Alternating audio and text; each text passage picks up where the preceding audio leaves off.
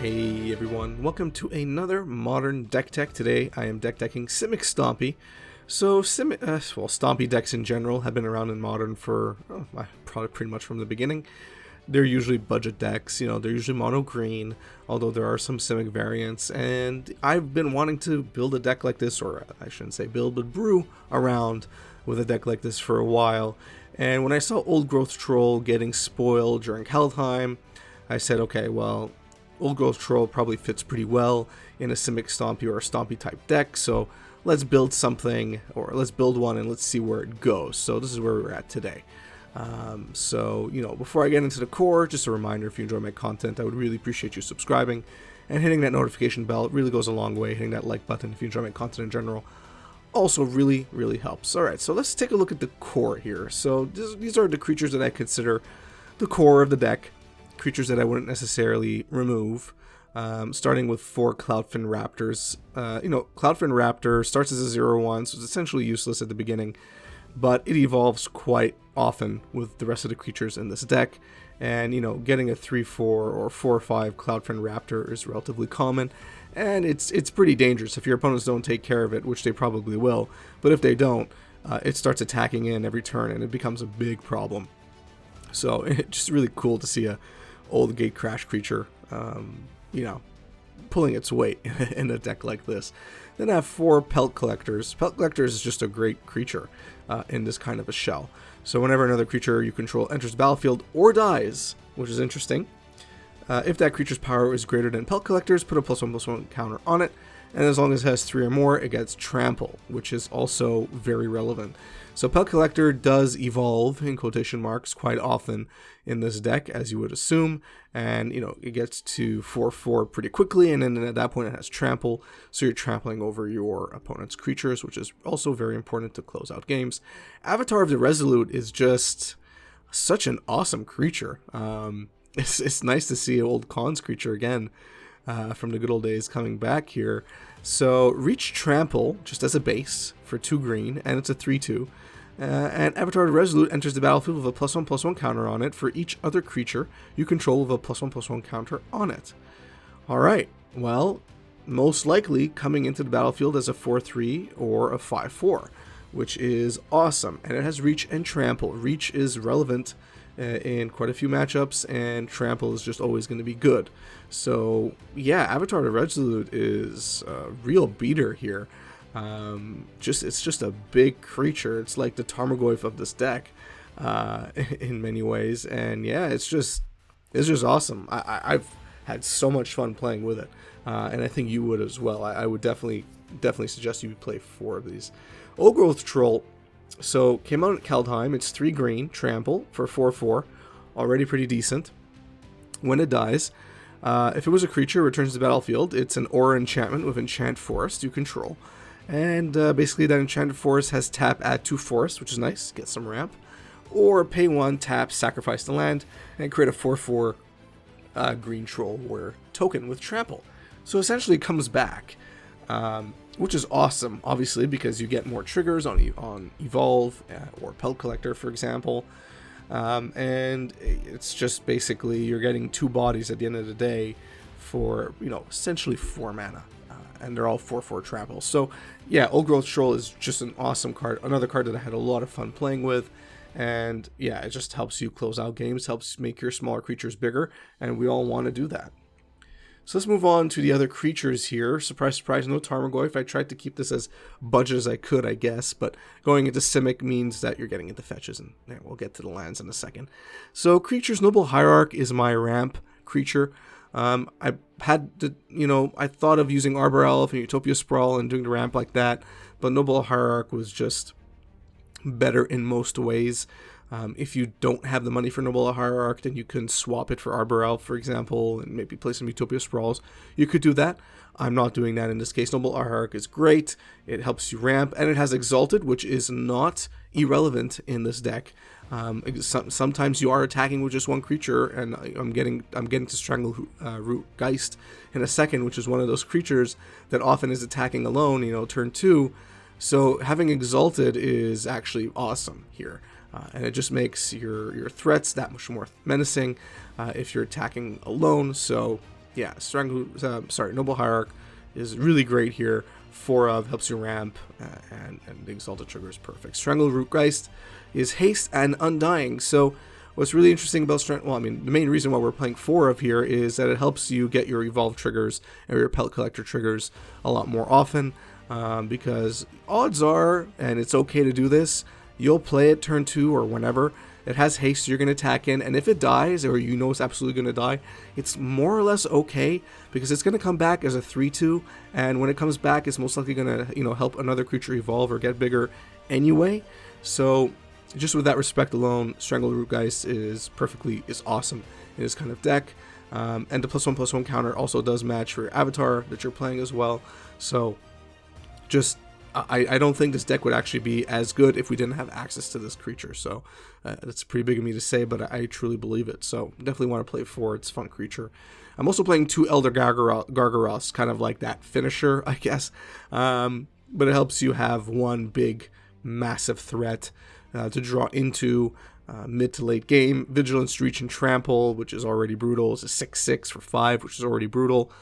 Which means it'll almost certainly make your existing creatures bigger, and every time it attacks or blocks, you get to choose draw a card, gain 3 life, or create a 3/3 beast creature token. So all of those modes are amazing. So yeah, Elder, if it was 4 mana, you'd be playing 8 of these. Obviously it'd be broken. So but playing 2 I think is fine. I start off with 4 and I was a bit too greedy. I eventually cut myself down to 2, and I think 2 is fine. So you do have Cantrips in this deck. We are playing Simic, so we're playing blue. We have Serum Visions as an option here. You could replace it with another 1 CMC blue Cantrip if you want, like Sleight of Hand or Opt or whatever. But I think Serum Visions is great here. Lets you dig, helps you set up your next few draws. So I think 4 of is perfect.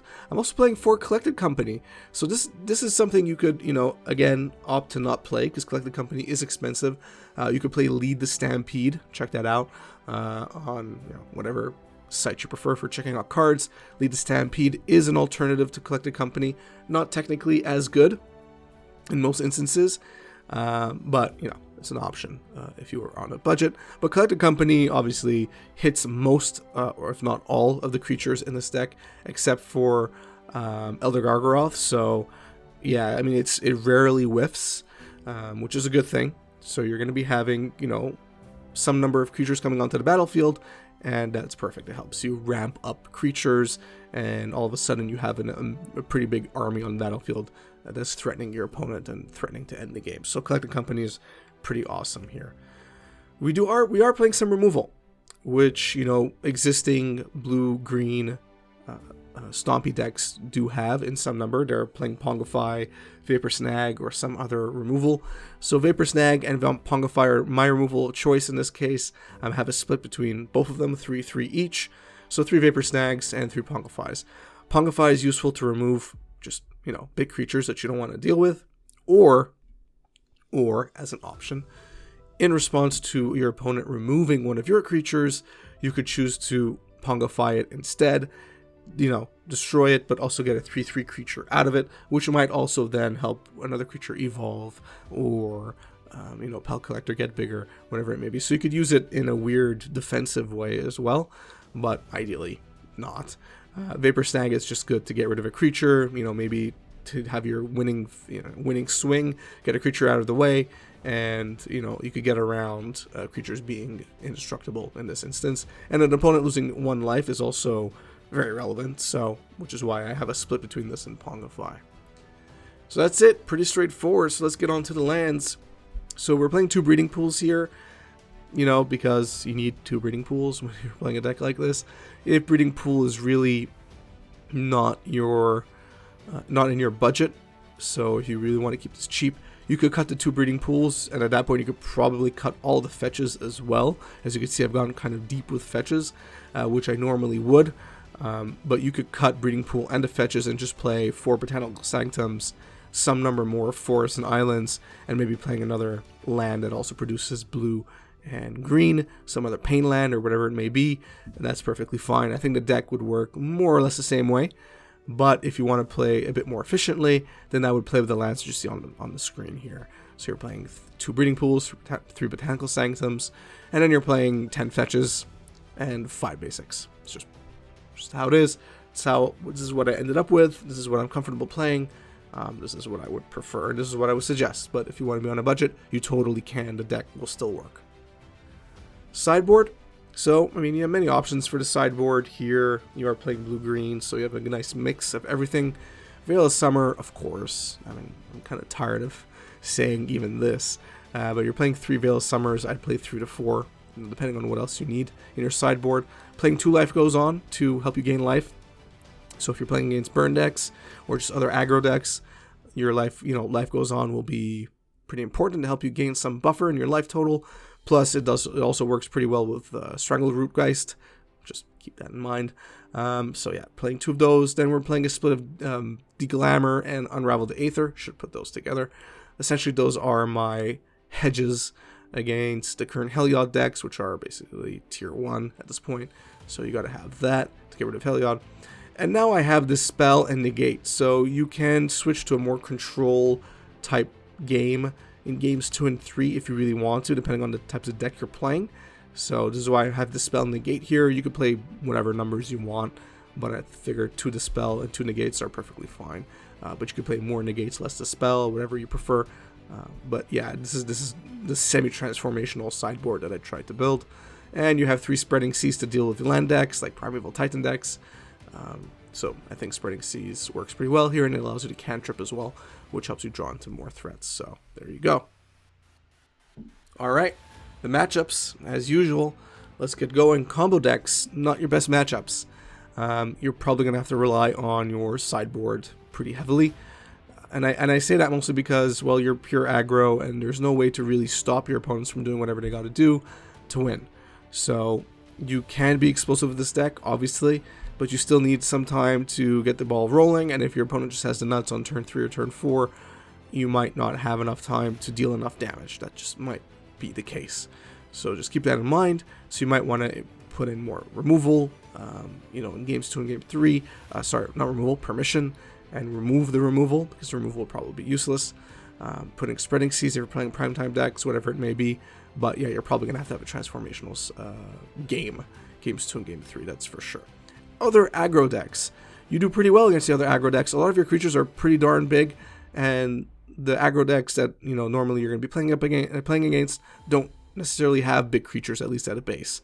And usually when their creatures get bigger, it's temporary, whereas when your creatures get bigger, it's permanent. So in those instances, and at least the aggro matchups I've had, this deck has done pretty well. Again, once you have your big butt creatures on the battlefield, it's a lot harder for your opponents to attack in, because they need to invest a lot of mana and into a lot of removal to pump up their creatures and to remove yours, and you have a lot of threats, so you're constantly putting more and more threats. Collected Company is going to be helping you, so aggro is going to have a bit of a headache with you, especially game 2 and game 3, when you can bring in cards like Life Goes On or whatever else to disrupt your opponent. So yeah, there you go. And plus you do have removal, right? I mean, you do have Pongify and Vapor Snag, which is also going to slow them down. So I think those matchups are pretty good. Big mana decks, again, this is going to be more sideboard games. You can maybe race them if they don't have Tron on turn 3, but as with most decks, if your opponent has Tron on turn 3, there's probably very little you're going to be able to do unless you could counter that play, whatever they're going to be playing. So yeah, maybe more sideboard, Spreading Seas, negates, even artifact removal like Deglamour and Unravel the Aether. Those might be more the type of cards you want to bring in to deal with big mana decks. Not Magic decks. Well, I've been saying this for a while. I'm probably going to be removing Not Magic as a category in the matchups, because again, degenerate decks are going to be a toss-up. If you're playing against a Snaring Bridge, good luck.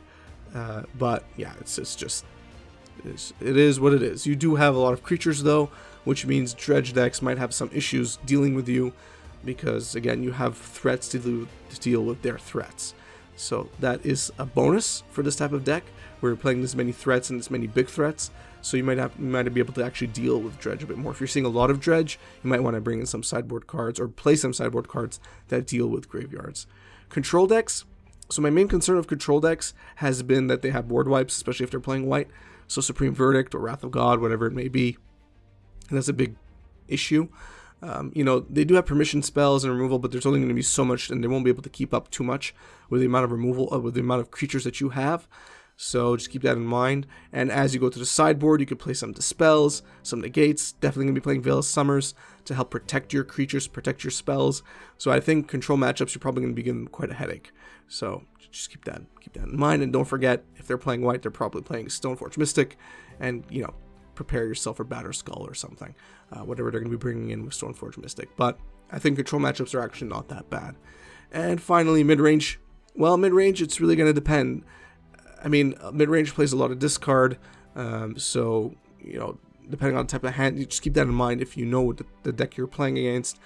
If it's a mid-range deck and they're playing black, they're probably going to Thought Seize you or Inquisition you turn 1, so don't keep weak hands or hands that will falter if they remove, let's say, your Noble Hierarch and you only have 1 land, right? So just, you know, keep that in mind, because that's going to be pretty brutal for you. But generally speaking, you do have a lot of creatures that they're going to have to contend with, and you can grind out pretty well. So what really matters is how turns 1, 2, and 3 go. In particular, mid-range decks. If turns 1, 2, and 3 you can stabilize, you're probably in good company. You're probably going to be able to win out that game, and unless your opponent starts drawing the nuts every turn, then obviously you're going to lose. So that's pretty much it. I had a lot of fun playing this deck. I mean, it's not the most highest tier deck, but of course that's not the point of this channel, to play the highest tier decks. You could just go to MTG Goldfish and see what the high tier decks are. I want to try and help innovate, or at least play a different variant of existing decks, or build my own decks, which happen from time to time. In today's case, Simic Stompy was very, very fun. I suggest you try it out, if you have all the cards, or if you have most of the cards. I had a blast. You'd be surprised how often you go from 2 creatures to 6 in a turn. It can be pretty explosive, and then your opponents just can't deal with it. So yeah, check it out. Let me know in the comment section down below what you think. Maybe there's other creatures I can add, or other spells. I'd love to hear from you. We are playing blue-green, so the card pool does increase from mono-green Stompy. If you enjoyed the video, please give it a thumbs up. If you enjoy my content in general, please subscribe and hit the notification bell. Follow me on Twitter and Facebook. Share my content on social media. All of that stuff really helps me out a lot. Just helps me out a ton.